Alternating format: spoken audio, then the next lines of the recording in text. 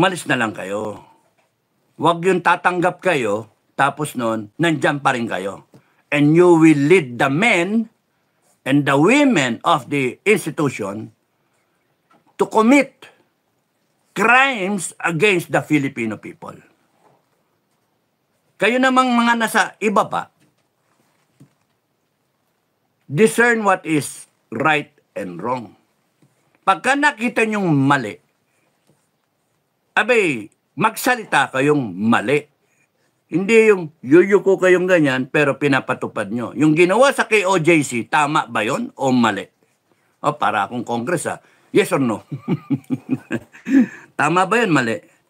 Kasi kung mali, bakit nangyari? Yung ginawa kay Duterte, tama ba yun o mali? Isinubo sa ICC na walang jurisdiction. Walang jurisdiction kasi dapat dumaan muna sa korte natin. Wala. Hindi dumaan sa korte natin. Pinwersa. Tama ba yun na humihingi siya ng doktor niya? Tama ba yun na pinagkait yung kanyang doktor? Tama ba yun na yung kanyang legal na attorney bibit-bitin, poposasan pa Tama ba yun? Garapalan na abuso ang ginawa. And here you are, wala kayong ginagawa. At ngayon, panay ang salag, Senatiri ayaw umattend. Anak ng toko kayo. Tapos babalikan ko yung sinasabi ko kanina na yung umiikot na yon, I will not give importance to that whether kung si Gibo ay sinasabi na siya yung kasama do sa pagplano. I'd rather maintain my right to think, no? My thinking process. Lahat kayo involved, mga hinayo pa kayo. Lahat kayo involved. Marcos, down the line. Involved kayong lahat. At pagka umikot ang gulong, there should be closure dito. Uusigin dapat lahat ng involved na yan. Ba't wala pa nagre-resign hanggang ngayon? O di lahat kayo involved. Kasi kung ako, sa standard ko, mga kabagang, pare-pares tayo ng pinanggalingang eskwelahan no? Ewan ko, absent siguro kayo, no? Tinuro Kung sa akin nangyari yon, lumabas ang pangalan ko, okay, erase. Balik ako. Kung sa akin nangyari yon at na-involve ako sa pagplano niyan, tatayuan ko kayo, ang sasabihin ko sa inyo, mga ina nyo, mahiya kayo. BBM, mahiya ka. Nagpalibing yan ng tatay mo. Sir, I'm sorry, pero Mr. President, I'm sorry. I don't want to be part of this stupid activity. Because for one, I know, magkamali kayo. Kasi mabuhay ang Duterte na mga followers. Ang dami niyan. Langkay-langkay yan. Para mga babuyog yan. Tutuklawin kayo niyan. No? They will sting you. And you will suffer. Your government will go down. Dahil sa pagkakamali na yan. Sino bang gago nagsabi sa inyo na patanggal si Duterte? Kasi you're blinded with your thinking na kaya nyo. At pagka na-neutralize siya, nagmamadali kayo, mag-e-eleksyon na. Yun yung dahilan na kailangan mawala si Duterte. Parang susunod dyan si Sara. Pagka mananalo yung slot ninyo, kompleto yung inyong mga senator, line up, kasi may dahilan, natalo kasi wala si Duterte. Wala. Akala ninyo ganun lang. Hindi nyo isipin na pagka-dinaya nyo eleksyon, magkakagulo.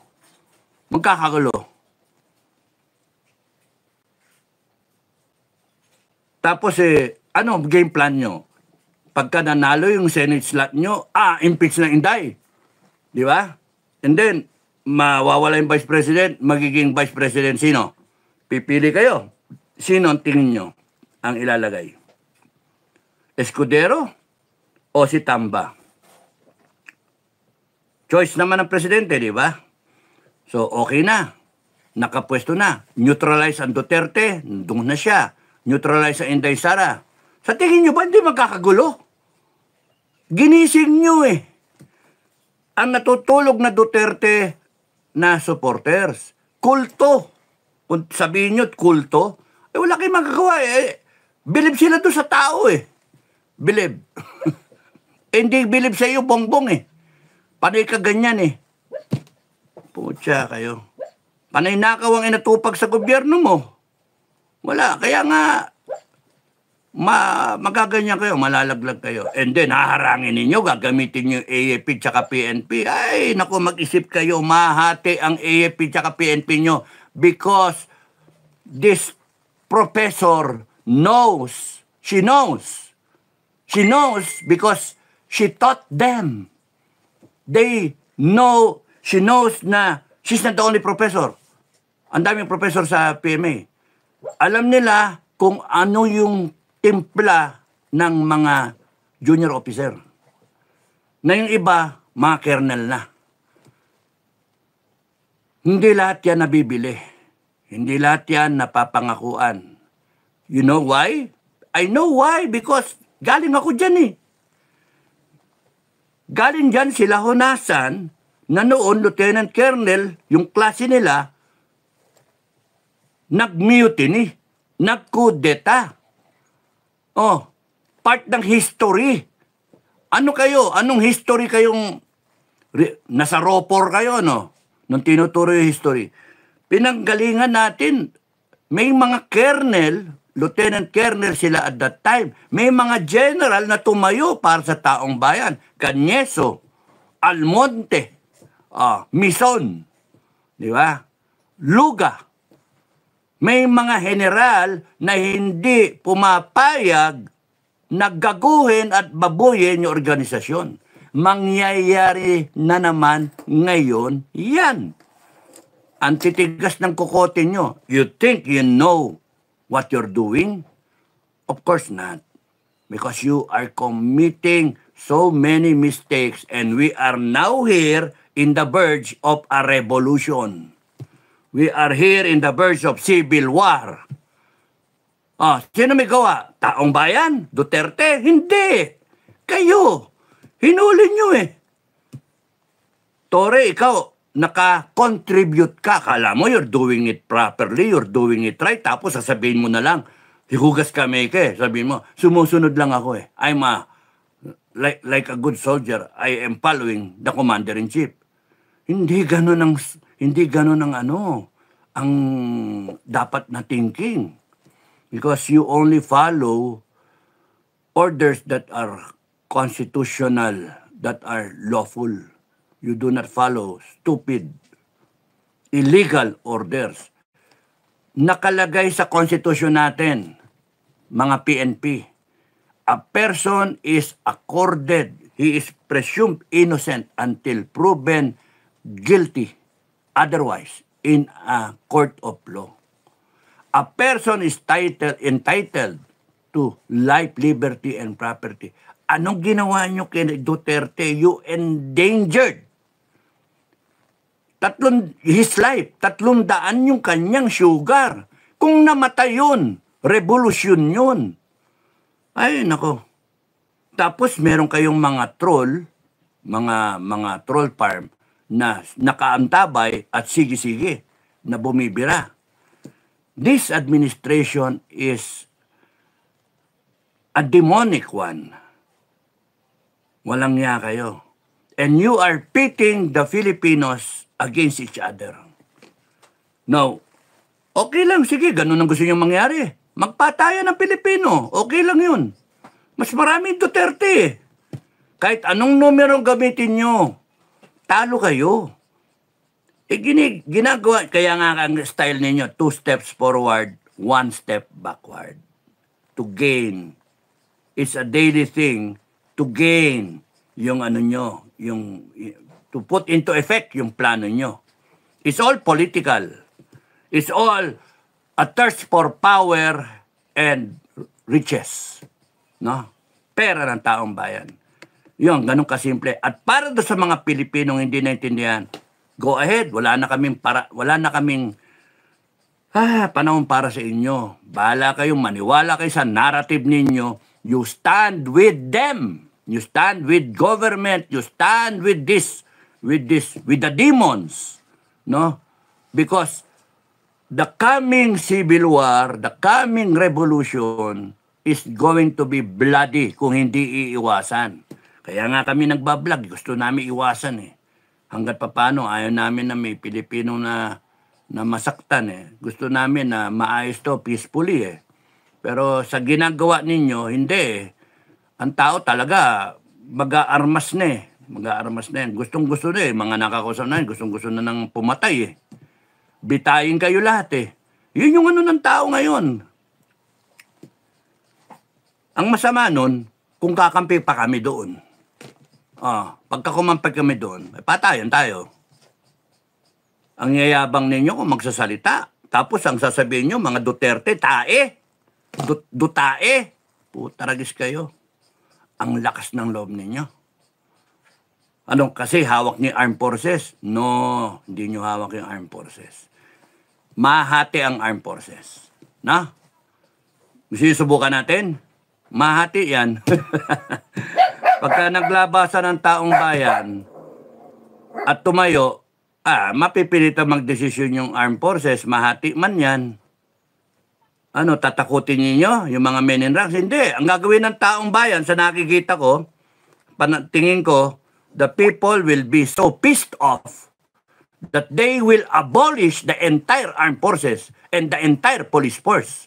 Saka, ngayon lang mangyayari sa history natin. In all the glory of the AFP and the PNP, in all the kwento from PC, Philippine Constabulary noon, hanggang naging PNP siya, nakurap yung Constabulary, binago yung pangalan, ginawang PNP, Philippine National Police. All these generals that came in and out, kasama sila Lacson dyan, si Mamang Pulis, sila Bartolome, lahat sila, muntik na si Magalong. Pero na ano siya, he went for the truth. He sacrificed career. May paninindigan yung tao, yung mayor ng Baguio. No? And there is a clamor na mag-national siya after his graduation from being mayor of Baguio. Pwede. So, ang ano dyan, ang sira na nga yung AFP tsaka PNP. Imagine all the colorful stories about the AFP, di ba? World War. Tapos nun, yung ano na yan, yung Korean War na yan. Grabe, di ba? Insurgency War, secessionist ng ating mga kapatid na Muslim. Ang daming kwento at iningatan yung mga nakaraan na opisyal, iningatan nila ang institusyon.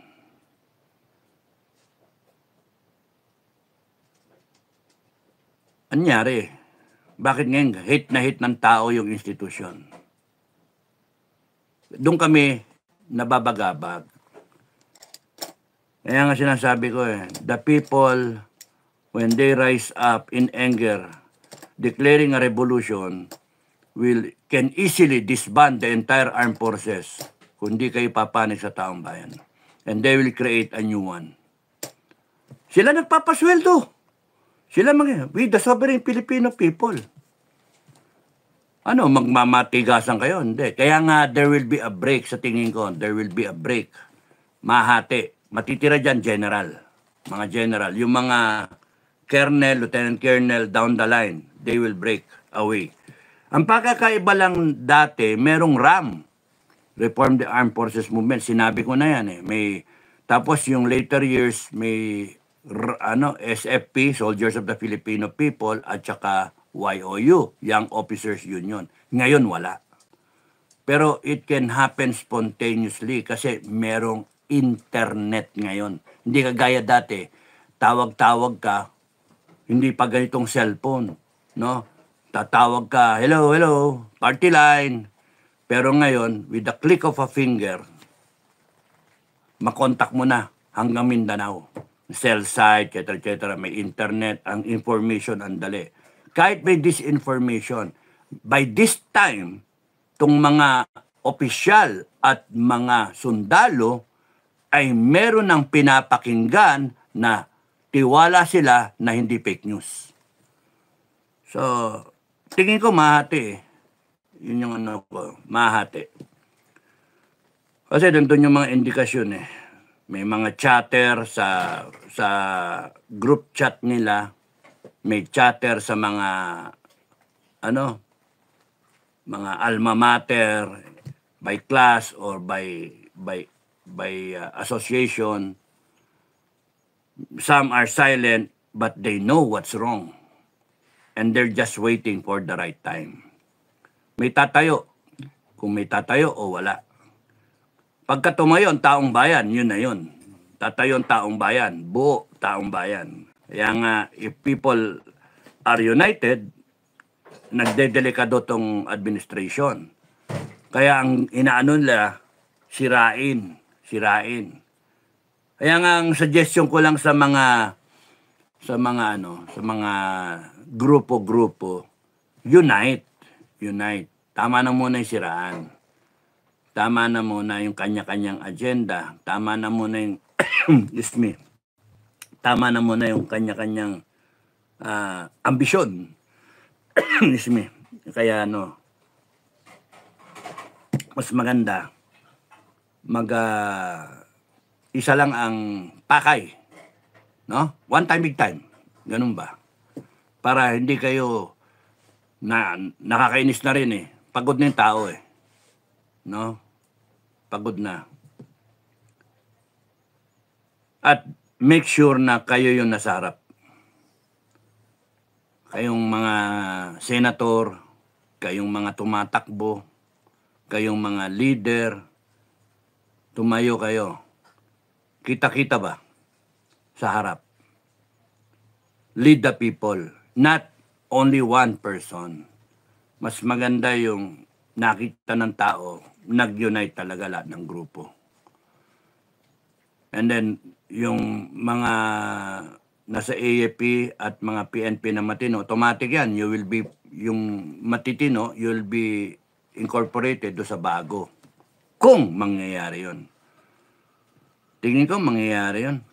Kasi sobrang galit ng tao eh. Talagang papatay na yung tao eh. Pigilin mo, galit na galit eh. Kay Torre, galit na galit ang mga tao. Sobrang galit kay Torre. Kay Tamba rin. Kay Bongbong rin. Si Bongbong, yung galit nila ng tao dahil sa command responsibility. Ikaw ang presidente, gago ka eh. Pinabayaan mo, sinayang mo yung boto ng tao. Panay pangako ka. Yung kay Tamba, dahil sa ambisyon mo. Galit na galit sa'yo. Tsaka yung pangungurakot ninyo. Yung kay Torre, dahil sa sunod-sunuran ka. No? Pati pamilya mo, dadami ng tao eh. Yun nadidinig ko mga kwento eh. Kaya nga, pero yun nga, ang chismis nga, nakasafety na yung pamilya niya eh. No? So, yung mga ganong kilos, mababasa mo eh. At the back of their heads, alam nila matatalo sila. Kaya sinesafety ng mga pamilya. Okay? At the back of their heads, alam nila na anytime puputok yan. Galit ang tao. Maglalabasan yan, armado. Lahat ng tao, anong gagawin mo? 1 milyon tao, may tirador. Oh, maubos yung tirador sa palengke. Na lahat may tirador, may daladalang holen. Yun yung bala. Tapos ilo-long shot niyang ganyan, yung mga nakapwesto doon ng polis. Oh, gagamitan nyo ng baril. Sige, gamitin nyo ng baril. O de lalo nagalit ang tao. Anong karanasan natin? Bumaril kayo sa rebelde, bumaril kayo sa Muslim. Oh, pinta kasi ang abutin mo. Lalong tatapang. Kaya hindi sagot yung baril, no? Antras kayo. Tabi. Galit ang tao. Antras. Ang unang pumutok diyan sa inyo, patay kayo. That's why I am always blogging about yung yung December 89 ko eh. Pinatanggal yung baril ng mga sundalo. I'll say it again. Yung mga hindi pa naintindihan, ano? Pinatanggal, nag-surrender na yung mga... Ayaw nga gamitin yung surrender eh. No, so, babalik sa barracks. Return to barracks. That's the term that I recommended that will be used in the entire negotiations between government, 6 lang kami, at dagdag doon si General Luga, retired, 6 kami na active, no? Tapos noon, and between the officers of the First Scout Ranger Regiment. So, ang usapan, okay, balik sa barracks. Tapos noon, nung umaga na, sinabi nila, babalik na sa barracks. Nagdabugan yung mga sundalo. Sabi nila, kung ayaw ng mga opisyal, mga PI, kung ayaw ng mga opisyal natin, kami na lang magdadala. Yun yung posible mangyari ngayon. No, so, sinabi na isang officer na tanggalin yung mga magazine, yung bala. Nagdabugan lalo nagalit. Pasok si Enrique. Pasok. Makinig. Sino nakakilala sa akin? Tapos nun, from here, mamarcha kayo palabas, pabanik ng kampo. Pinakita nyo sa buong mundo na disiplinado Ranger Regiment. Huwag nyo dungisan yung pangalan ng Ranger Regiment. Pwede mangyari ngayon. Na alam ng taong bayan yung AFP at PNP, matino na organisasyon. Huwag nyo dungisan. Di ba? Pwede mangyari ngayon. So, sabi ko, isaksak ang magazine. Saksak ang magazine. Ikasa. Tapos walang manggagaling na unang putok sa inyo. Sa mga ranger. Nag-surrender na nga, ano? Babalik na ng barracks. Meron pang bala, nagkasa. At sabi ko, tactical. Ibig sabihin nun, alerto kayo. Pagka merong pumutok sa gobyerno, ibig sabihin, niloloko tayo ng gobyerno. Banatan nyo, tapos nun, balik sa Makati, I will lead you. O ano nangyari? Sinabihan yung gobyerno, huwag nyong ikabit yung magazine ninyo, tanggalin yung magazine nyo. Pwedeng mangyari ngayon yun. Yung taong bayan ang baka lumabas ng armado. Nasasabihan yung mga taong bayan, napakadelikado ng sitwasyon nyo kasi pwedeng pasukan eh. No? Pero pagka sinabihan mo yung mga taong bayan, pagka meron diyang gulpi sarado yun. Pagka may nanirador dyan, may nantaga dyan, may nansaksak sa mga kababayan natin, gulpi sarado yun, pukpukin, basagin niyo yung ulo. Ganon. Ganon yung Not, kumbaga sa magdadala sila ng gamit pandepensa. Kasi wala na silang maasahan sa AFP at saka sa PNP. Yun yung inaalala natin. Wala nang maasahan. Imbis na kayo to serve and protect, you are serving and protecting your own personal interest. Ngayon, may matitino. Ayaw nila. Kaya nga, magbe-break away. Ganun ang mangyayari dyan. Yung mga matitino dyan, kakalas. Doon sila sa taong bayan. And then it will be history. Yun yung masakit na nightmare. Nightmare yun. Sipin mo, ikaw ang AFP, PNP, tapos nun lumabas ang taong bayan na milyon, tapos nun may armas. Diyos ko. Wala silang pakialam sa gun ban. Wala. Bakit mag-gun ban? Gagawa nga kayo, binayolate yung konstitusyon eh. Ano yung right ng Duterte? Ano yung right ng tao na life, liberty, property, yung right ng due process? Wala. Ba't re-respetuhin ng taong bayan?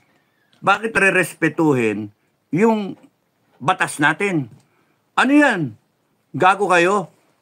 Pagka kayo nag-interpret ng batas, pwede. Pero pagka yung tao, hindi pwede. Ay, gago.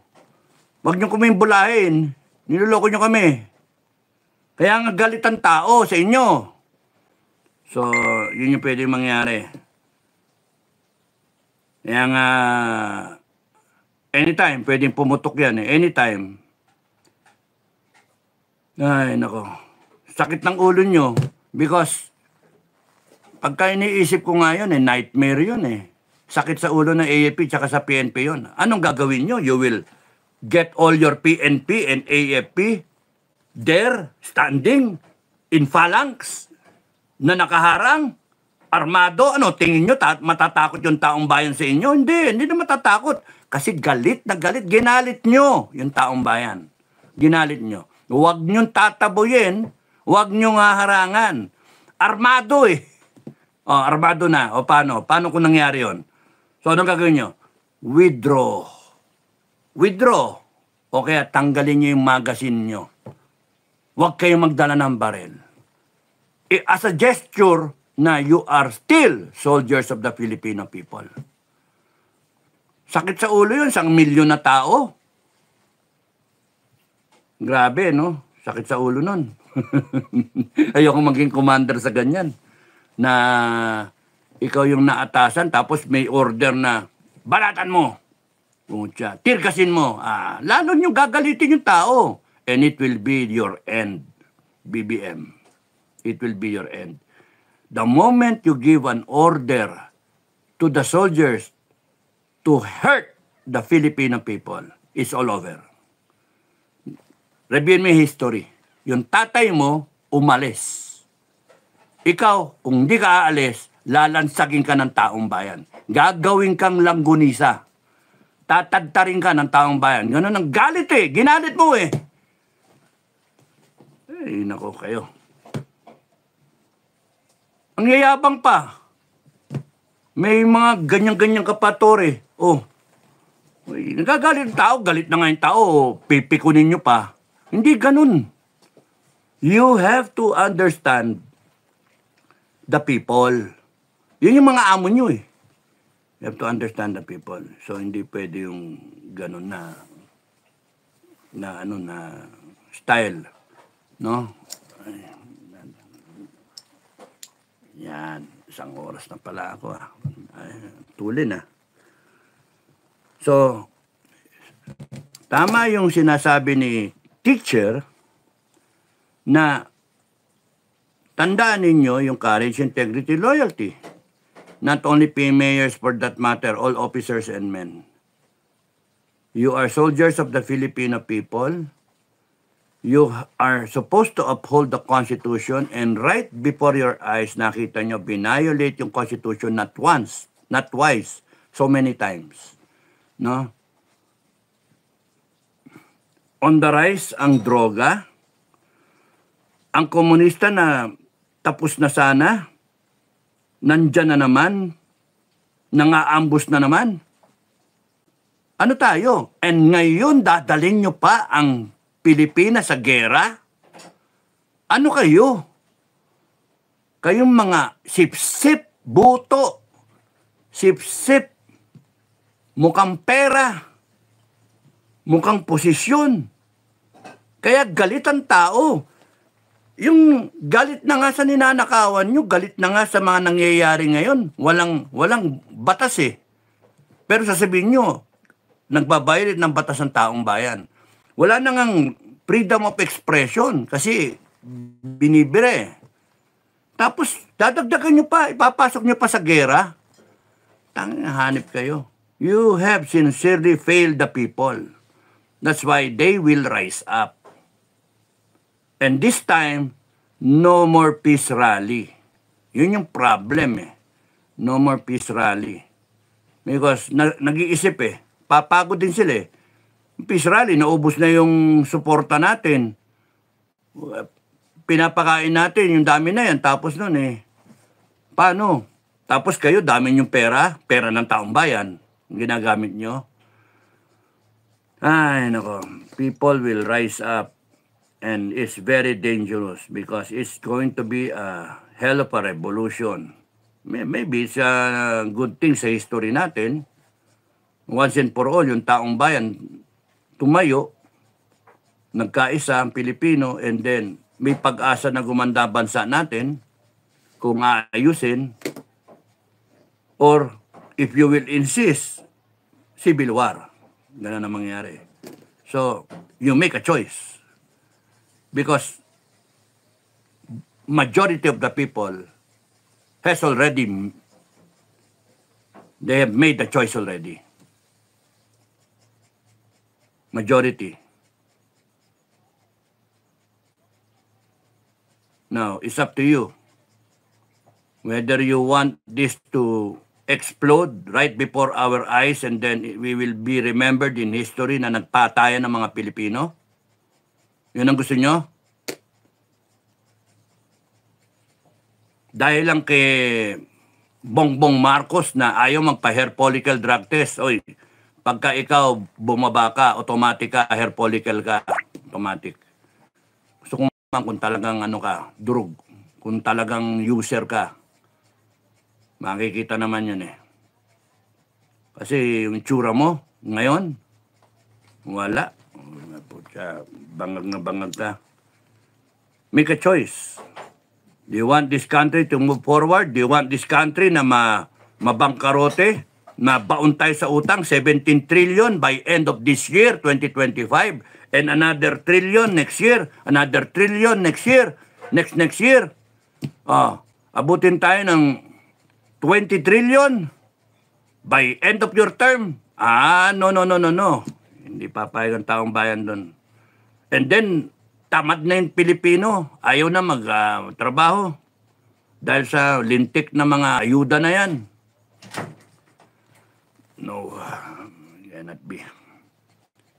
Binaboy nyo. PhilHealth, ano yan? Yung mga confidential intelligence fund na yan. Congress, binaboy nyo lahat. Tapos nun, yung mga Maharlika Fund, PDIC, yung Ginto, binaboy nyo lahat. And then, very important sa inyo yung 125 million ni Sara Duterte. Ha? Tapos yung iba dyan, sasabihin, kamping-kampe ko kay Sara. Kampe ako sa tama. Kampe ako dun sa nararapat, sa katuwiran. Hindi nyo ako mabobola.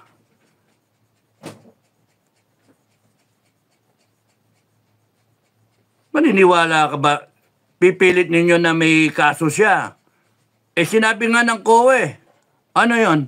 O di pagka sinabi ng COA, kayo, mga walang niya kayo, magnanakaw kayo, hindi kami dapat maniwala. Hindi kayo naniniwala sa sinasabi ng COA. Ay, kayo, mga walang niya kayo. Kaya nga, maganda yung magkaroon ng ano na rin, ng maayos na yan. Maganda na rin matapos to. Kasi busado kayo eh. Binaboy nyo lahat eh. Pati AFP, PNP, binaboy nyo eh. Kayong mga natitira dyang matitino, no? Kayong natitirang matitino dyan, be sure, you know where you will stand. Will you be soldiers of the people o soldiers of Bongbong Marcos o Tamba? You know where you stand. The Filipino people, be sure you know where you stand. Do you want a Philippines na narco-communist state? Bangkarote? Sila lang ay yumayaman? Mga nakaupo at yung pamilya nila? Go ahead. Kung yan ang gusto nyo, go ahead. Wala kaming pakialam. Kakasawa na rin yung laban, tapos nun eh. Makikita mo, wala ang pakialam ang Pilipino eh. Kasi nga, hirap sa buhay. Pero yung one time, big time, sakripisyo ka ng 3-5 araw, tapusin natin, and then, we do it properly, we do it right. Gloria na. Diba? Yung magdala kayo ng pagkain ninyo, huwag kayong umasa na may bibigay sa inyo. Thank you na lang kung meron nagdala ng pagkain. Thank you na lang. Pero yung may baong ka, magtiyaga ka, hindi ka mamamatay. Isang Skyflakes, isang araw, hindi ka mamamatay. Magdala ka ng marami, magdala ka ng mansanas. Isang mansanas, isang araw. May laman lang tiyan mo, magdala ka ng tubig. Yung sarili mong sustenance, huwag mong iasa sa ibang tao. Kung kaya nyo magdala ng extra, magdala kayo extra para kung meron kayong mabigyan, you help each other because this is our country, this is our future. Kaya nga, sayang kung meron kung gusto nyo maging komunista tayo, okay lang ako. Okay lang maging komunista tayo. Mag-apply ako na advisor. Komunista, no? Communist, no? Philippines, no? Advisor. Mag-apply ako. Kung hindi, titirahin tayong lahat, no? Purging yan, mangyayari dyan, So, kung magiging tayo, drug addict lahat, okay lang, lalaklakin ko na lang lahat. Magdodroga-droga na rin pala, lahat ng Pilipino, pero kung kunyaring magkagulo talaga, meron akong, I will kill as many as I can. Kaya pa naman siguro.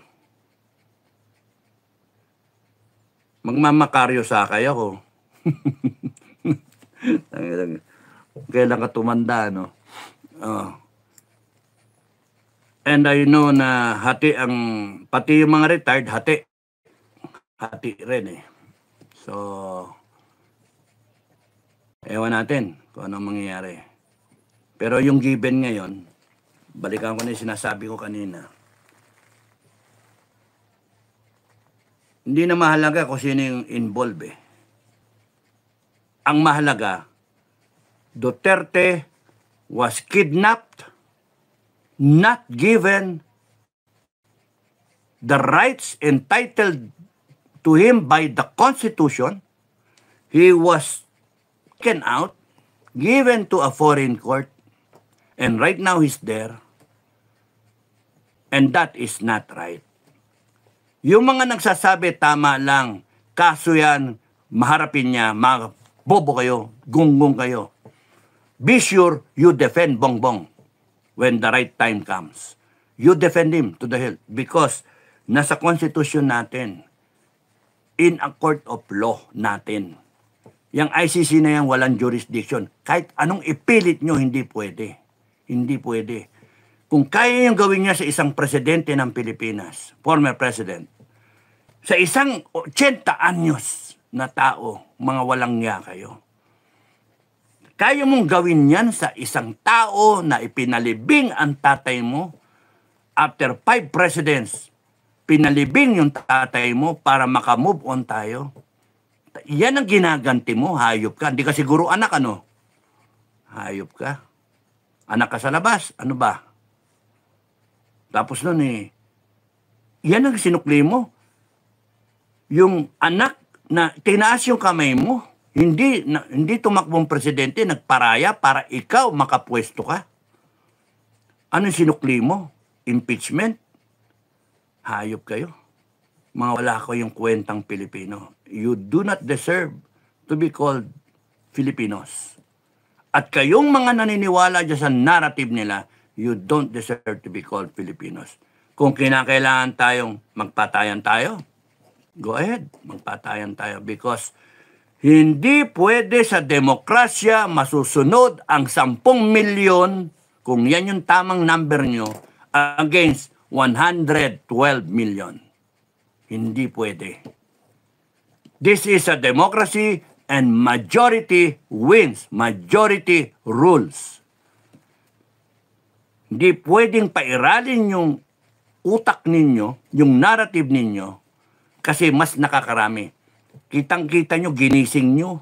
Ginising, tulog na yung DDS Kahit anong sabihin mo, rally, wala Ngayon, rally buong mundo. At kayong AFP, PNP, nagbubulag-bulagan kayo.